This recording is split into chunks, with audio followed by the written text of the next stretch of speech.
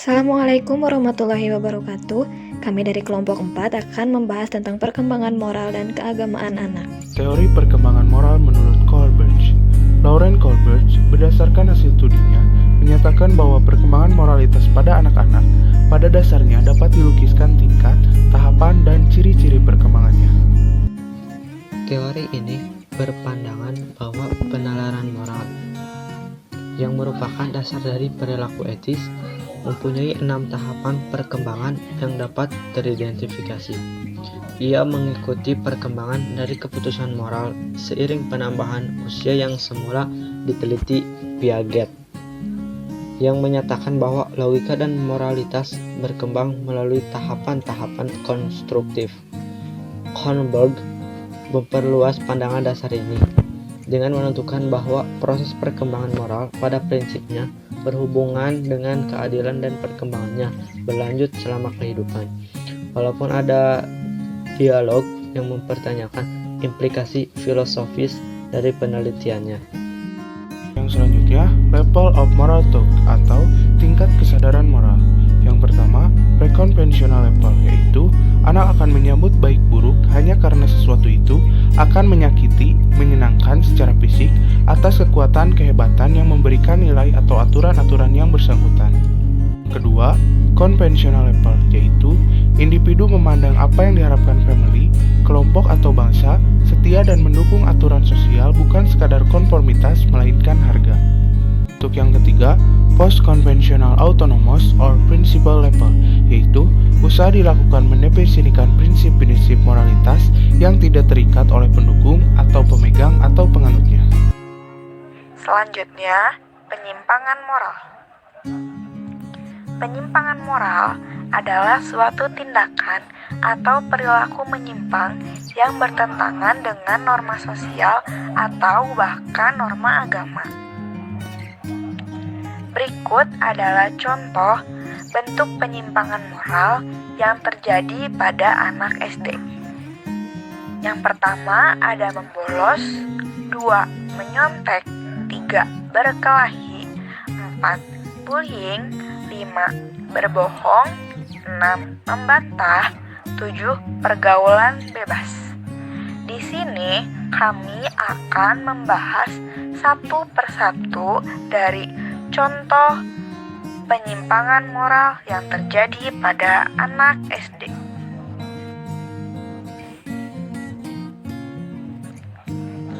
Yang pertama ada membolos.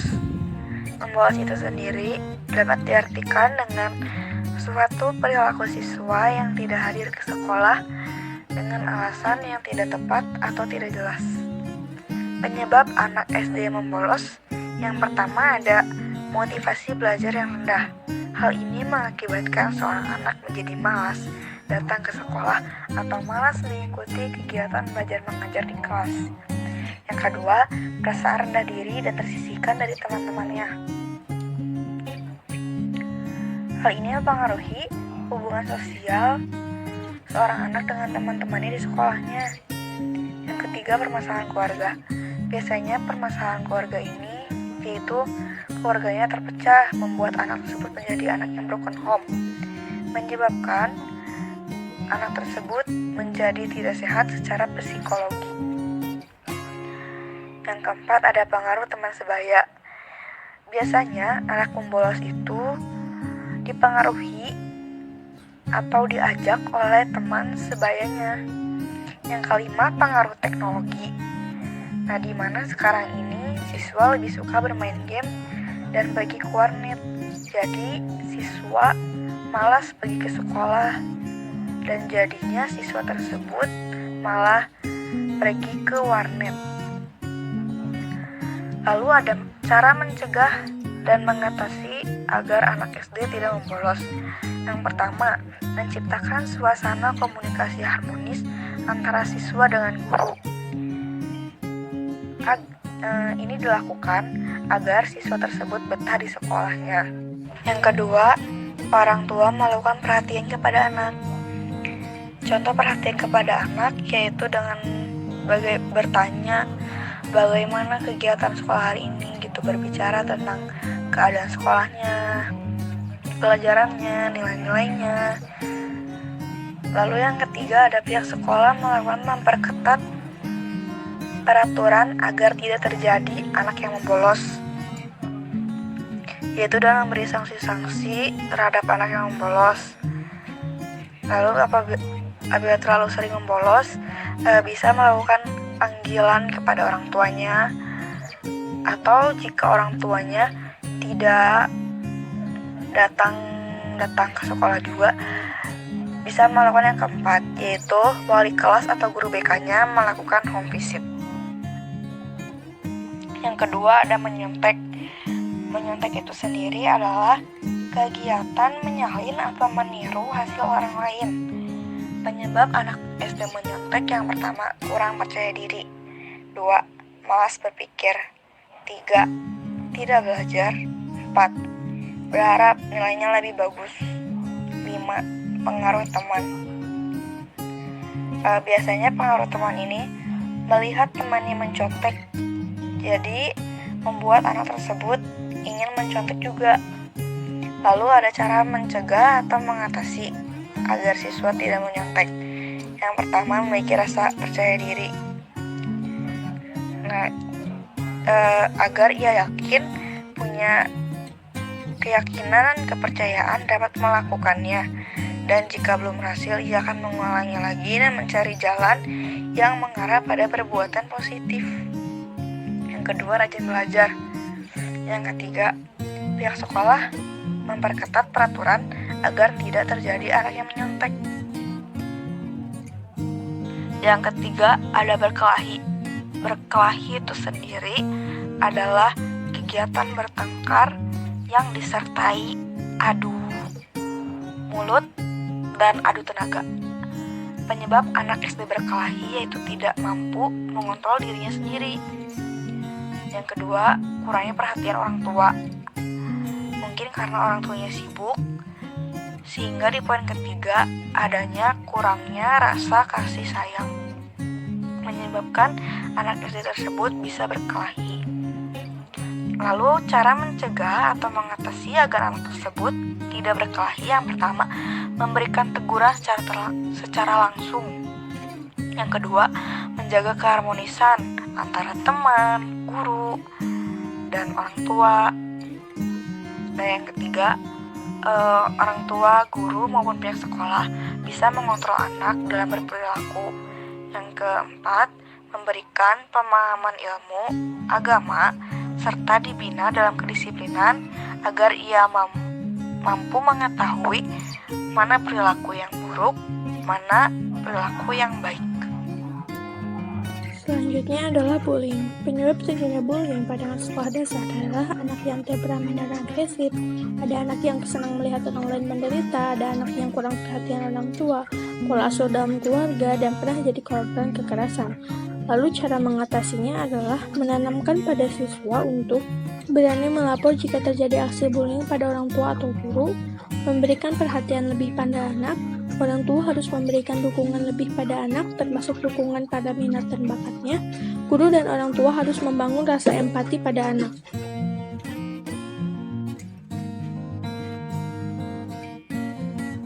Membantah. Penyebab anak membantah adalah kurang perhatian dari orang tua dan lingkungan, keinginan tidak terpenuhi, orang tua overprotective. Cara menanganinya adalah memberikan perhatian pada anak, mencoba mengerti apa yang diinginkan oleh anak, dan memberikan kebebasan pada anak, namun harus tetap diawasi agar tidak menyimpang. Selanjutnya adalah berbohong. Penyebab anak berbohong adalah takut dihukum, ingin mencari perhatian, berusaha mendapatkan sesuatu yang mereka inginkan, serta memiliki masalah emosional.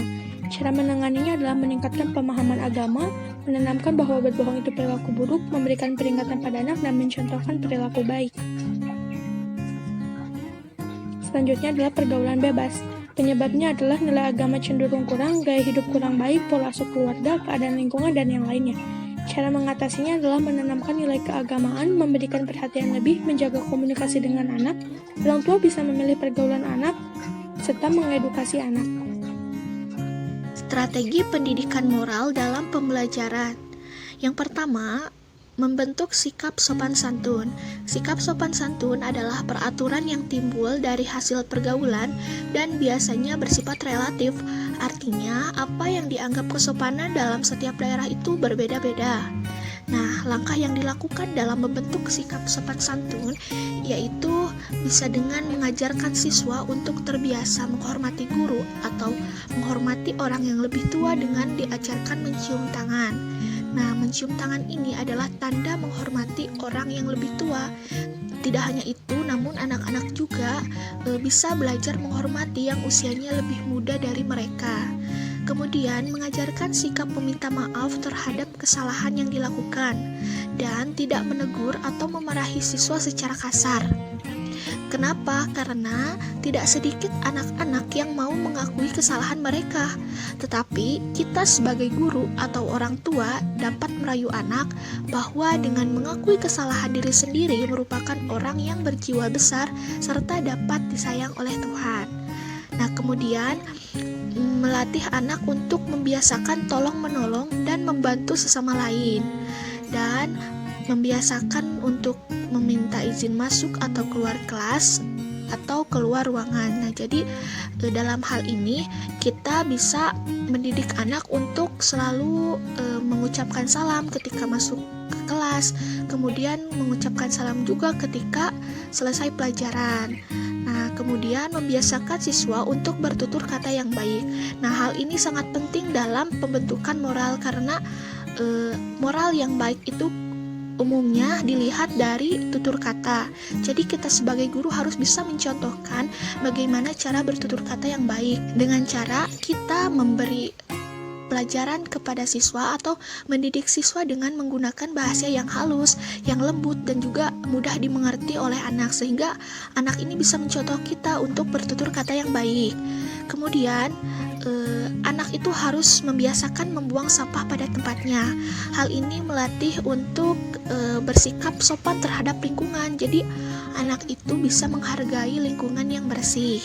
Yang kedua, moral itu dapat dibentuk melalui aktivitas dan hobi. Misalnya dalam kegiatan memperingati hari-hari besar nasional.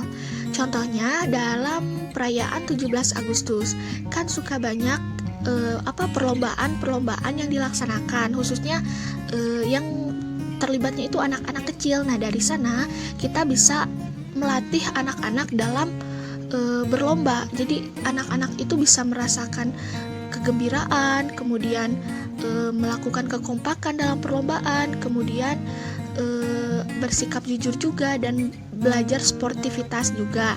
Sama halnya dengan anak itu mempelajari bidang olahraga. Jadi mereka dilatih untuk bisa disiplin, melakukan latihan, kemudian bersikap sportivitas dan juga bisa berinteraksi dengan teman-teman yang lain.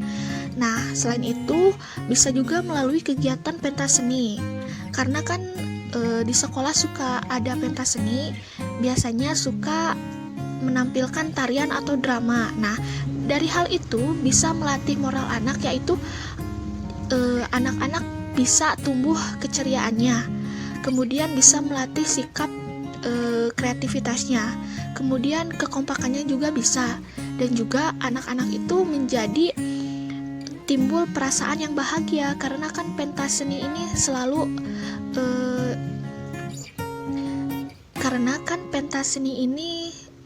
ciri khasnya adalah bergembira. Jadi dari sana bisa muncul kebahagiaan pada diri anak sehingga dapat berperan penting dalam pertumbuhan moral yang baik. Selain itu, dalam kegiatan kemah juga bisa, biasanya kan suka ada kemah dalam kepramukaan. Nah, di sana bisa mendidik anak untuk disiplin, kemudian untuk bersikap tegas, dan juga dalam kepramukaan kan anak itu dilatih untuk mandiri, kemudian kompak, dan juga kerjasama timnya itu bagus. Jadi melalui aktivitas dan hobi diantaranya yang tadi dapat membantu untuk menumbuhkan moral yang baik bagi anak. 3. Membentuk kedisiplinan. Yang pertama, membiasakan siswa berdoa sebelum memulai kegiatan belajar dan mengakhiri pelajaran. Kedua, hormat kepada bendera merah putih. Kegiatan ini bertujuan untuk menanamkan jiwa nasionalisme, seperti upacara bendera pada hari Senin dan hari-hari nasional. Yang ketiga, mengajarkan siswa untuk melakukan piket kelas sesuai dengan jadwal yang telah ditentukan. Yang keempat, apabila siswa melanggar aturan sekolah, guru memberikan sanksi yang bersifat mendidik. Yang keempat, membentuk sikap religius. Membiasakan siswa untuk mendalami ilmu agama dengan wajib mengikuti pelajaran pendidikan agama Islam di kelas. Melatih keikhlasan siswa dengan adanya infak atau sedekah, memberikan materi mengenai cara beribadah kepada Tuhan, selalu berdoa di awal dan di akhir pembelajaran. Seperti diajarkannya tata cara sholat tepat 5 waktu, saling mengasihi dan menghargai setiap perbedaan. Menumbuhkan sikap bertanggung jawab. Jadi strategi agar anak bertanggung jawab, pertama yaitu membuat jadwal piket di kelas. Gunanya yaitu agar siswa disiplin melaksanakan piket. Kedua, memakai atribut sekolah dengan lengkap. Ketiga, mendidik untuk membuang sampah pada tempatnya. Keempat, memberikan tugas sekolah agar siswa bisa bertanggung jawab mengerjakan tugas. Kelima, memberi jangka waktu atau deadline untuk mengerjakan tugas agar melatih siswa mengumpulkan tugas tepat waktu. Keenam, keteladanan. Dalam dunia pendidikan, keteladanan seorang guru di sekolah terhadap perkembangan karakter peserta didik memberikan dampak yang nyata terhadap kepribadian anak di masa yang akan datang. Pembangunan karakter merupakan komitmen kolektif masyarakat Indonesia menghadapi tuntutan global dewasa ini. Undang-Undang Republik Indonesia Nomor 20 Tahun 2003 tentang Sistem Pendidikan Nasional Pasal 3. Pendidikan nasional berfungsi mengembangkan kemampuan dan membentuk watak peradaban bangsa yang bermartabat dalam rangka mencerdaskan kehidupan bangsa. Bertujuan untuk berkembangnya potensi peserta didik agar menjadi manusia yang beriman dan bertakwa kepada Tuhan Yang Maha Esa, berakhlak mulia, sehat, berilmu, cakap, kreatif, mandiri, dan menjadi warga negara yang demokratis serta bertanggung jawab. Teori penghayatan keagamaan. Tahapan perkembangan penghayatan keagamaan. Menurut Jakiyah Darajat, Starbach, William James, mereka sependapat bahwa garis besarnya perkembangan penghayatan keagamaan itu dibagi dalam 3 tahapan, secara kualitatif menunjukkan karakteristik yang berbeda. Tahapan perkembangan, kanak-kanak usia 7 tahun, sikap keagamaan reseptif meskipun banyak bertanya, pandangan ketuhanan yang dipersonifikasikan, penghayatan secara rohaniah belum mendalam, hal ketuhanan dipahamkan dengan taraf kemampuan kognitif yang masih bersifat egokentrik. Anak sekolah, yaitu 7-8 tahun sampai 11 dan 12 tahun. Sikap keagamaan bersifat reseptif, tetapi disertai pengertian. Pandangan dan paham ketuhanan diterangkan secara rasional berdasarkan kaidah logika. Penghayatan secara rohaniah makin mendalam, melaksanakan kegiatan ritual sebagai keharusan moral. Remaja 12-18 tahun, yaitu dibagi menjadi sub tahapan. Yang pertama remaja awal dan yang kedua adalah remaja akhir.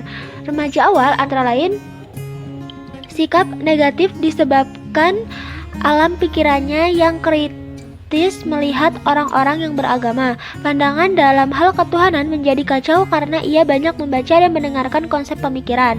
Penghayatan rohaniah cenderung dapat diliputi was-was sehingga banyak enggan melakukan kegiatan ritual. Remaja akhir antara lain sikap kembali ke arah yang positif dengan tercapainya kedewasaan intelektual, pandangan dalam ketuhanan dan konteks agama yang dianut, penghayatan rohani kembali tenang.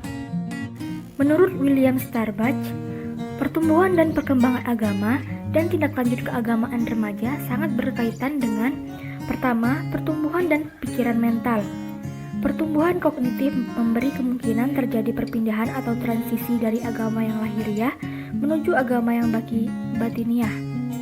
Perkembangan kognitif memberi kemungkinan remaja untuk meninggalkan agama anak-anak yang diperoleh dari lingkungan dan mulai memikirkan konsep serta bergerak menuju agama iman yang sifatnya sungguh-sungguh personal. Yang kedua, perasaan beragama. Masa remaja adalah masa bergejolak bermacam-macam perasaan yang kadang-kadang bertentangan satu sama lain.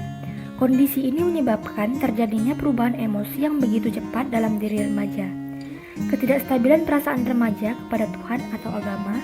Perasaan remaja pada agama adalah ambivalensi. Kadang-kadang sangat cinta dan percaya pada Tuhan, tetapi sering pula berubah menjadi acuh tak acuh dan menentang. Yang ketiga, pertimbangan sosial. Dalam kehidupan keagamaan, remaja cenderung dihadapkan pada konflik antara pertimbangan moral dan material. Terhadap konflik ini, remaja cenderung bingung untuk menentukan pilihan. Kondisi ini menyebabkan remaja menjadi cenderung pada pertimbangan lingkungan sosialnya. Yang keempat, perkembangan moral.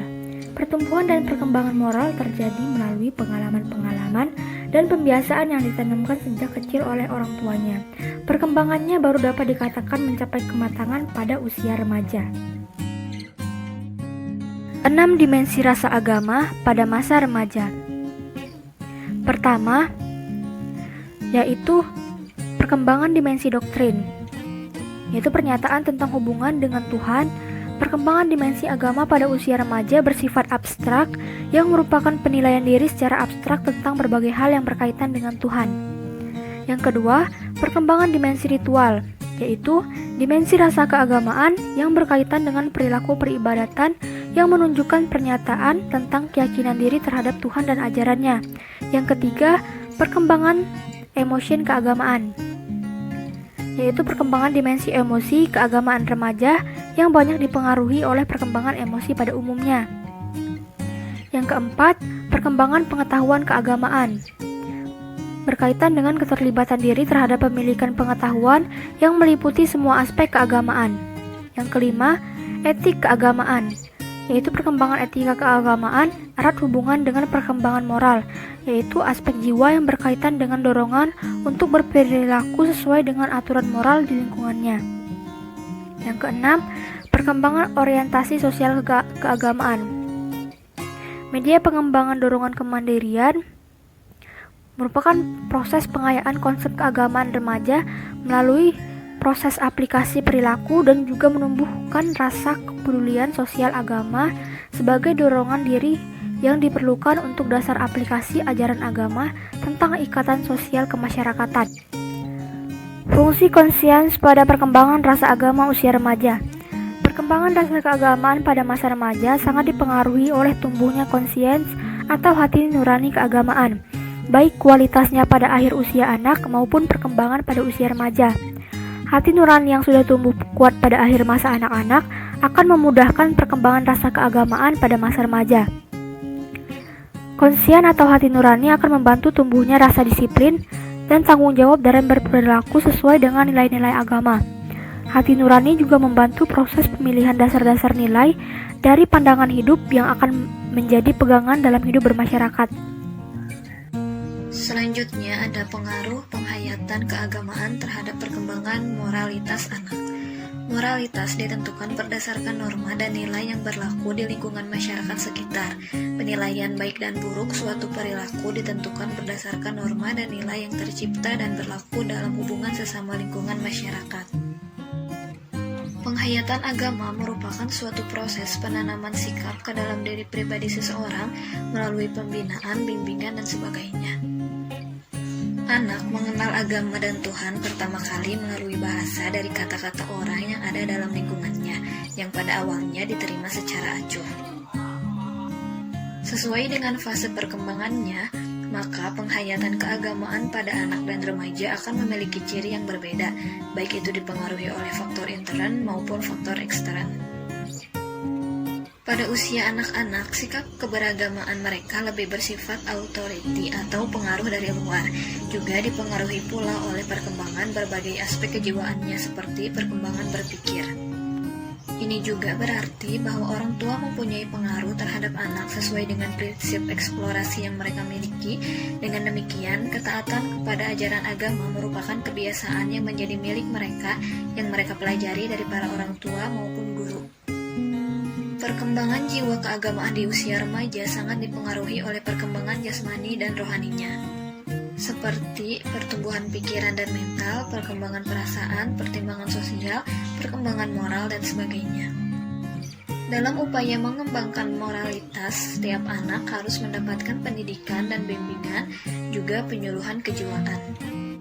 Adapun cara untuk mengembangkan moralitas anak melalui penghayatan keagamaan antara lain yang pertama, menanamkan rasa keagamaan terhadap anak. Dengan memberikan pengetahuan dan pemahaman tentang agama, agar anak dapat mengenal lebih dekat kepada penciptanya, agar apabila suatu saat seorang anak mengalami atau mendapatkan masalah dalam hidupnya, tidak timbul frustasi pada anak tersebut, yang dapat menimbulkan gangguan jiwa dan kesehatan mental tersebut dengan pengenalan agama lebih dekat. Selanjutnya ada membimbing dan mengarahkan perkembangan jiwa anak melalui pendidikan agama. Membimbing dan mengarahkan perkembangan jiwa anak dapat diusahakan melalui pembentukan pribadi dengan pengalaman keagamaan terhadap diri anak, baik dalam lingkungan keluarga, sekolah, maupun masyarakat.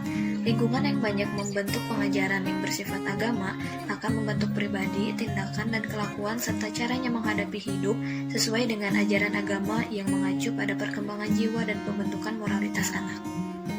Dan selanjutnya ada menanamkan etika yang baik terhadap diri anak berdasarkan norma-norma keagamaan. Perkembangan agama pada anak sangat ditentukan oleh pendidikan dan pengalaman yang dilaluinya, terutama pada masa pertumbuhan yang pertama. Masa kanak-kanak merupakan masa yang menentukan pertumbuhan dan perkembangan psikologi dan agama si anak. Oleh karena itu, pada masa ini orang tua harus ekstra ketat dalam mendidik anaknya. Assalamualaikum warahmatullahi wabarakatuh. Pada kesempatan kali ini, saya Ratu Khairul Aziza ingin menjelaskan tentang bagaimana pengaruh penghayatan keagamaan terhadap moralitas anak. Tapi sebelum itu, kita alangkah baiknya menjelaskan, maksudnya memahami apa penghayatan keagamaan. Oke. Jadi di sini saya mengambil salah satu pandangan ahli, yaitu William James. Dalam konteks penghayatan keagamaan ini, beliau menyebutkan bahwa manusia dikaruniai insting religius, yaitu makhluk yang bertuhan dan beragama. Lebih lanjut, menurut telaah James ini terhadap pengalaman spiritual religius, bahwa pengalaman religius individu-individu berkaitan dengan integritas kepribadian yang baik. Penghayatan seperti itulah oleh James disebut pengalaman religi atau keagamaan. Nah, artinya di sini adanya pengakuan terhadap kekuatan di luar diri yang serba maha dapat dijadikan sebagai sumber nilai luhur abadi yang mengatur tata hidup manusia dan alam semesta raya ini. Lalu selanjutnya, pertumbuhan dan perkembangan agama seorang anak ditentukan oleh pendidikan, pengalaman, dan latihan-latihan yang dinilai sejak awal. Seyogyanya, agama masuk ke dalam pribadi anak bersamaan dengan pertumbuhan pribadi, yaitu sejak lahir, bahkan sejak dalam kandungan. Karena keadaan dan sikap orang tua lah ketika si anak dalam kandungan tadi telah mempunyai pengaruh terhadap pertumbuhan jiwa si anak di kemudian hari. Selanjutnya, faktor hereditas dan lingkungan sangat berperan di dalam perkembangan agama anak tersebut. Begitu.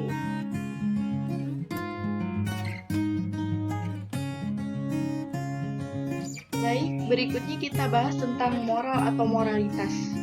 Oke, sebagai nantinya akan disandingkan dengan pembahasan tentang penghayatan keagamaan yang sebelumnya sudah dibahas. Oke. Dalam kajian ini, moral merupakan kondisi pikiran, perasaan, ucapan, dan perilaku manusia yang terkait dengan nilai-nilai baik dan buruk.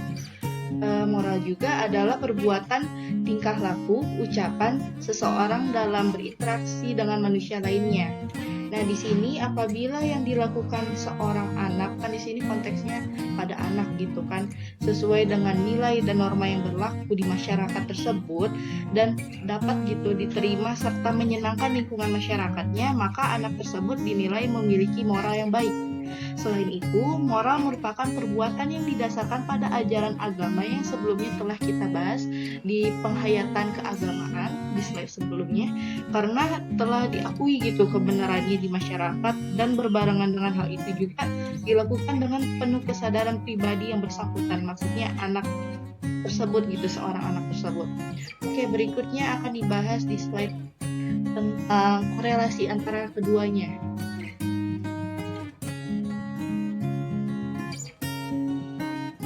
Baik, alhamdulillah kita masuk ke penjelasan yang terakhir, finalnya, yaitu tentang bagaimana pengaruh penghayatan agama dan moralitas serta korelasi antar keduanya gitu terhadap anak itu sendiri.